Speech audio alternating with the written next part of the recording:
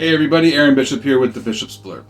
In Romans 10:4, Paul states, "For Christ is the end of the law for righteousness to everyone who believes." Now, there are many who take this statement to mean something along the lines of, because of the righteousness of Christ, the law is now ended. But is this what Paul is saying in this passage? Well, first off, let's define the word that's translated as end here.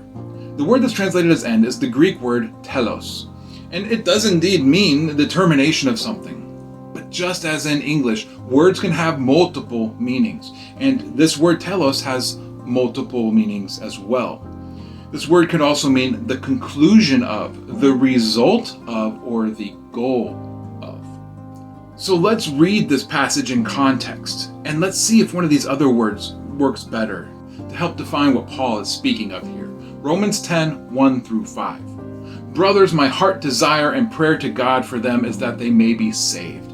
For I bear them witness that they have a zeal for God, but not according to knowledge. For being ignorant of the righteousness of God and seeking to establish their own, they did not submit to God's righteousness.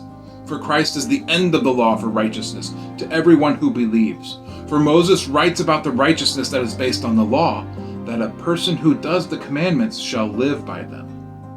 The Jews, in their zeal to obey God, they created their own sense of righteousness, and in so doing, they failed to submit to God's righteousness.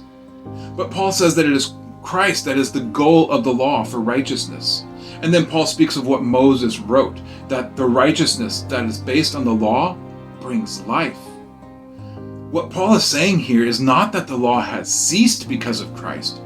Rather, he's saying that Christ is the lens through which we must interpret the law in order to arrive at true interpretation of righteousness. Moses said it, righteousness that is based on the law leads to life.